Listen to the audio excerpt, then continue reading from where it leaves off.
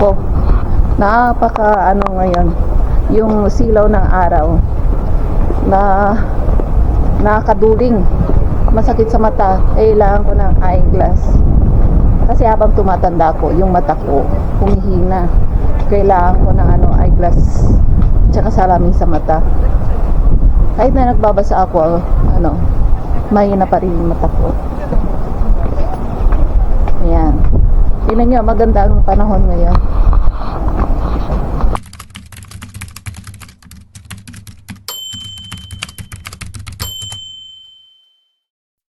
Hello, good morning guys. Ayan, magbre-breakfast tayo. Sabado ngayon. Happy Saturday morning.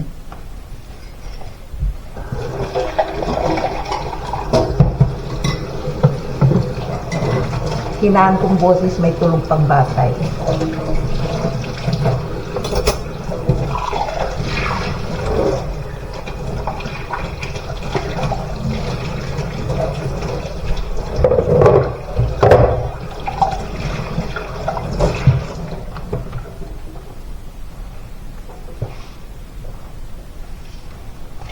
Magagahan ako at the same yung nag-bake ako nung ilang araw na hindi ko pa ubos, kaya yan, andyan pa rin kailangan ubusin ko yan, bawal magtapon sa bahay. Ayan ayan, yan ang agahan ko ngayon, araw-araw isa. Ilang piraso pa yun, 5. Kumisan na ako, ubos ako ng 2 sa isang araw. Laking tipid para sa akin yan. Homemade bread para sa akin. Parang munay ba? Parang munay style ang pagkagawa ko. Masarap. Tapos, parang munay. Medyo matamis-tamis. Kaso nga lang nilagyan ko ng asukal sa taas. Tsaka butter. Lalagyan ko sana ng ng cheese, butter with cheese sa toppings. Kasi nga lang nauusan ako ng yun yung cheese, yung mozzarella cheese. Kaya ginawa ko na lang, asukal lang. Yan. Ganda ng camera ko na walking camera. Kahit sana kung magpunta sumusunod. Sino order sa akin ng ganitong camera na ginagamit ko? Maganda to, 4K, mura lang. So mura lang to. Kung gusto niyo umorder sa akin, umorder kayo para sa vlogging niyo. Bibigay ko lang sa inyo ng mura. Magkano yung bili ko noon? Bibigay ko sa inyo ng, ano ba yun? I-computing ko kung magkano yung bili ko, pero mura lang, afford ninyo. Kaso nga lang, kung sa Pilipinas kayo naninirahan, yung peso, halos triple ang palitan. Napakababa ng pera ng Pilipinas ngayon. Pero kung dollar naman ang pera ninyo, afford ninyo to kasi mura lang sa dollar. Pero sa piso, nako, ewan ko lang sa mga may kaya. Yung mga nag-vlog lang, yung mga malaking kinikita sa YouTube, yun ang yun ang order kay sa akin. Maganda ang maganda ang camera ng ganito. Wait, i-ano ko.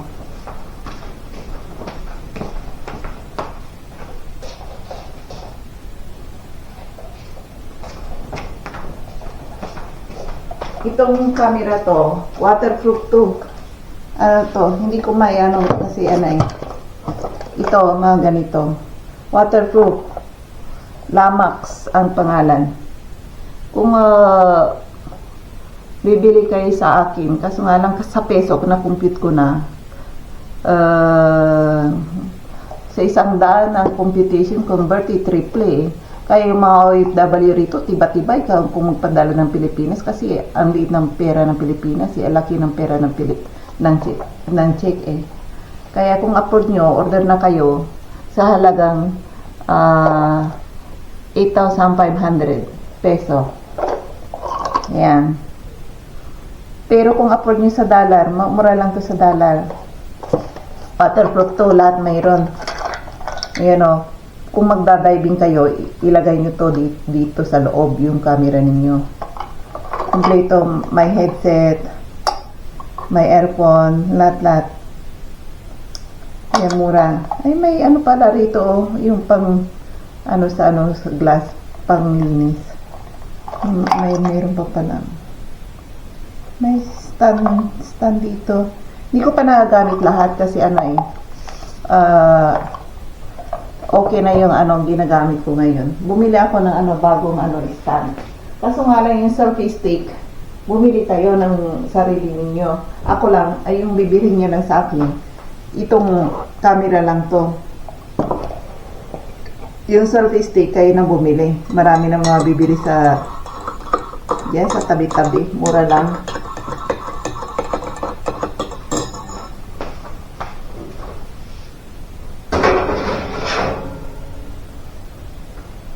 Ilabas ko na, inaabasto ko kung tinapay. Parang honest style. May pagka cookies na masarap. Uulitin ko pa to. Kung i-business ko to, puro business ang isip ko eh. Ayan. Pag kaso nga lang sa Taiwan.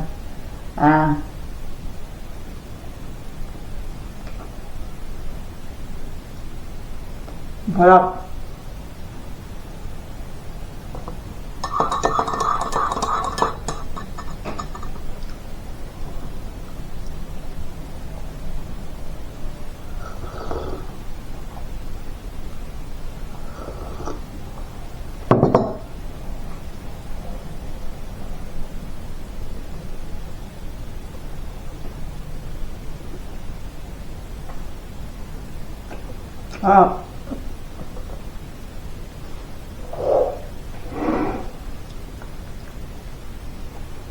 Kailangan pag kumain kayo nito may kape kasi dry na dry. Ayan, may kasamang kape. Pero masarap yung tinapay. Parang Asian style. Sarap ng kape, yung 3-in-1. Mas gusto ko pa yung 3-in-1 kaysa yung classic.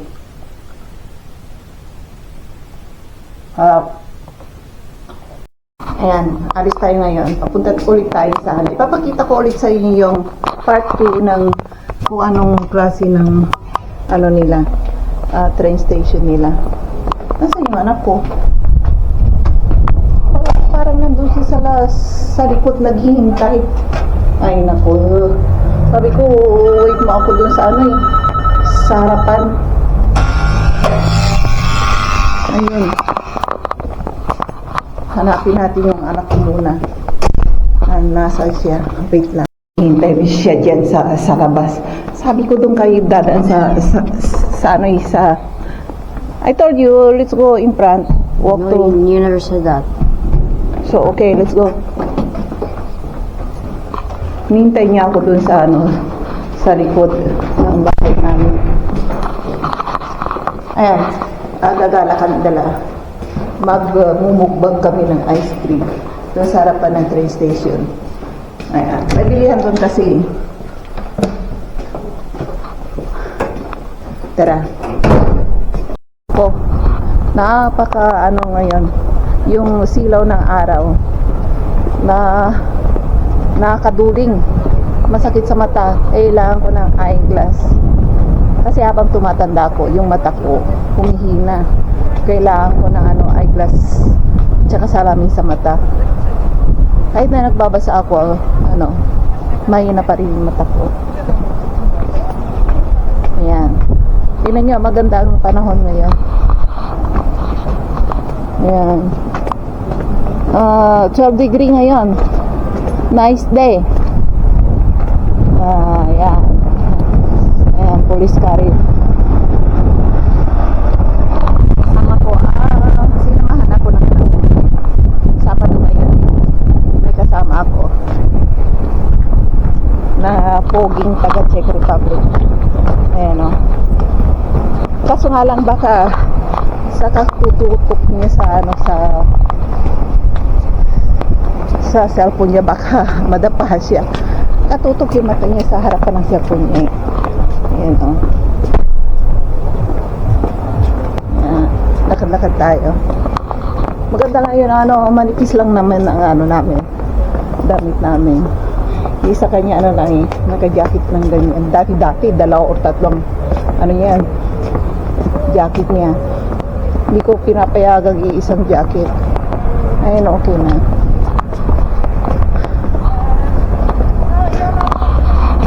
Ayan.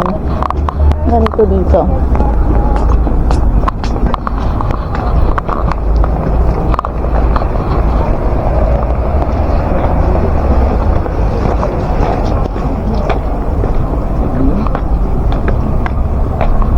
Dito ang sakayan ng bus. Dito. Ayan na yung bus, parating. Hindi ko alam kung mag-i-stop. Depende sa number kasi ng bus. Pero, tram station, lahat. May number kung dito. Ayan yung bangko nila, Ayan na, sakyan. Kakini. Kailangan, huwag kang, pag tumawid ka sa mga ganyan, bilisan mo kasi yung ibang driver masumi. Sigawan ka. Tara. Parang ito dito. Kasi dito sa kanila, halos walang mga Pilipino. Dito sa small town nila. Wala kang kachismisan, walang problema kung wala kang kaibigan, walang kachismisan. Ang magiging kaibigan mo lang yung pamilya mo.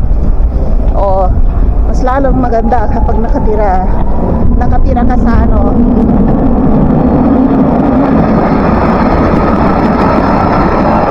sa city nila, tapos wala kang kaibigan, ibibisi mo na lang ang sarili mo sa pag-shopping, pag-alagala, city walking. Ay na lang ang gagawin mo sa sarili mo. Kaysa naman humanap ka pa ng Pilipinong magiging kaibigan mo, magiging kaaway mo pa yan.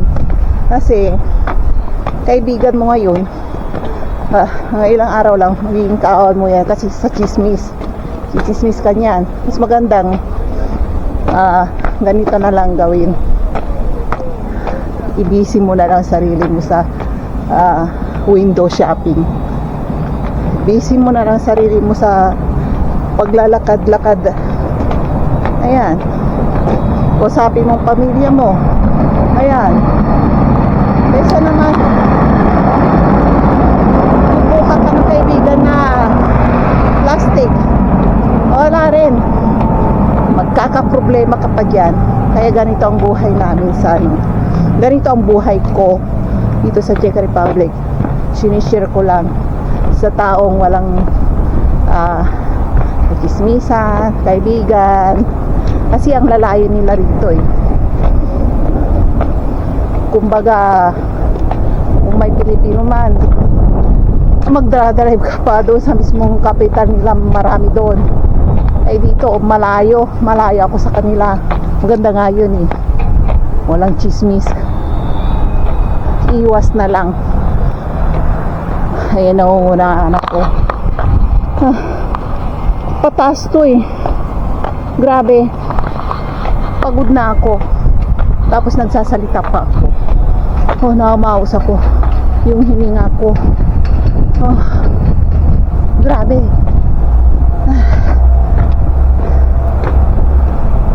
Mahina talaga ako sa akyatan sa ganito. Kahit na kuminsan dinadala rin ako ng sa bundok.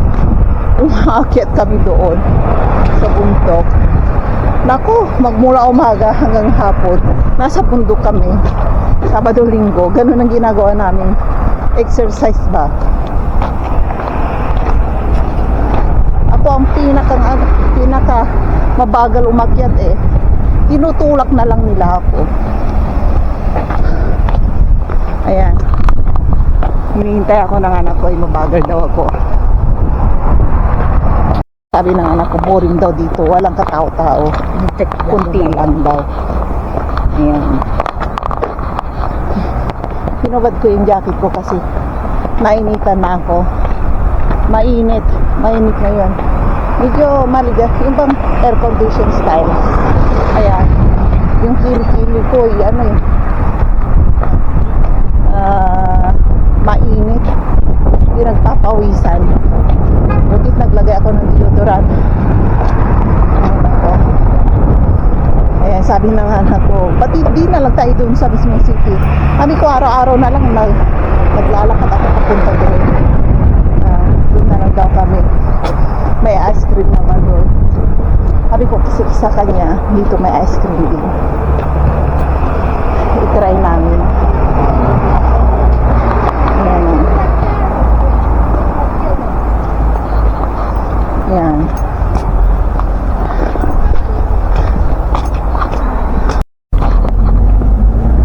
Ayan, pauwi na kami. Galing kami sa train station eh. Ayan. Pag punta nyo sa train station, makikita nyo itong financial tax office. Dito kayong bayad ng mga tax. Ayan, ayan. Sure. Oh, yes.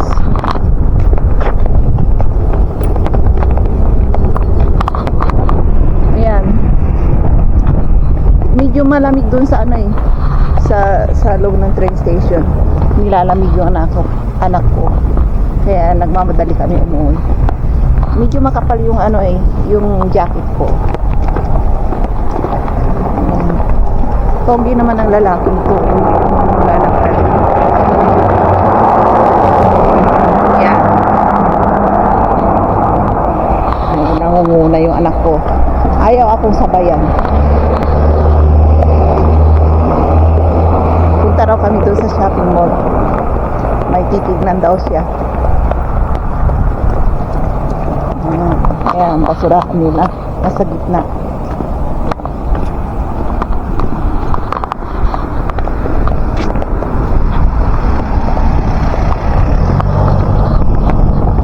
Ayan, popular na bilihan ng mga express burger, cheeseburger, chicken burger ito.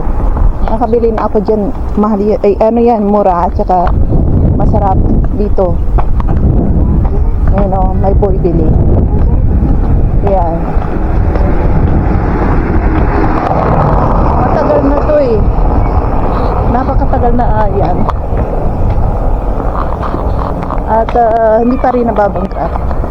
Ito rin oh, parang nabili na ng Vietnamese shop itong pwestong to. Matagal na rin to eh. Ayan, tingnan niyo. Alam ko kung sino mga nabangkra, kung sino matagal na rito. Oh. Ayan. Sabado ngayon. Kita niyo. Halos walang katao-tao. Ayan o.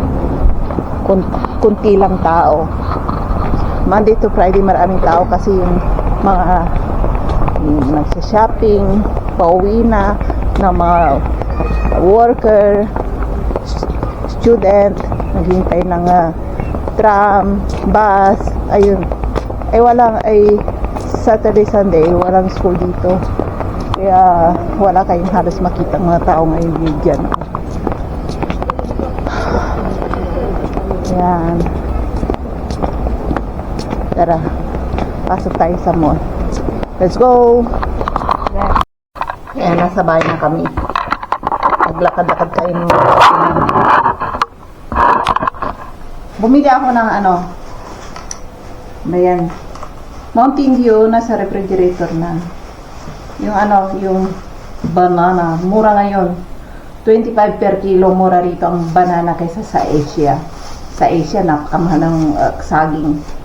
Ayan. So, sa bansang walang saging, walang mga exotic food, exotic fruit, napakamura. Mas lalo yung pinya minsan napakamura. Buo na pinya na napakalaki, mabibili mo lang ng 19. Mura. Diyan sa Asia, hindi mo yan mabibili ng ganyan kamura. Na buo, per kilo yata eh. Yan, bumili rin ako ng ano ko yan, mag-baby cup mamayang gabi.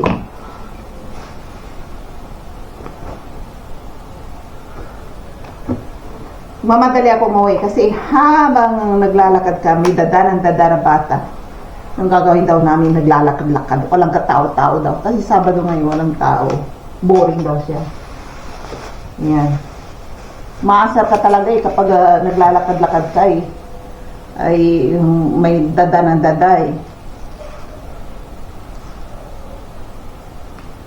Ayan, saging. I need potassium.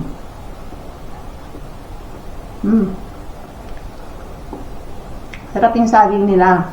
Imported to. Hindi ko alam kung saan nag-import ang mga ano. Mura kasi.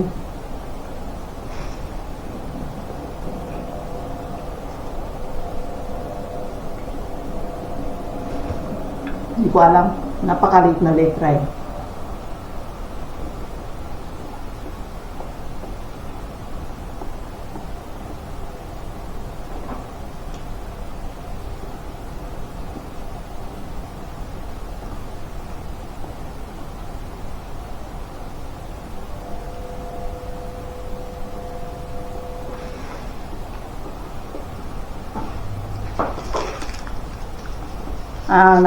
Nagastos na yung mag-ina.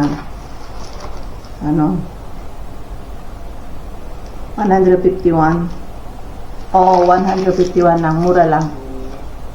Why don't you call your grandma now? Send message. Ah? Oh, yeah. Yeah, call.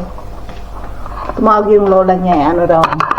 May importante raw sabihin sa kanya. Hindi ko alam kung ano.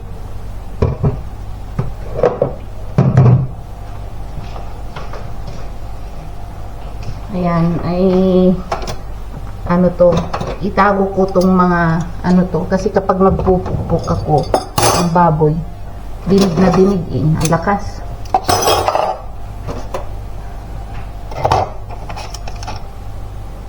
Ayan, nagsinabasan na.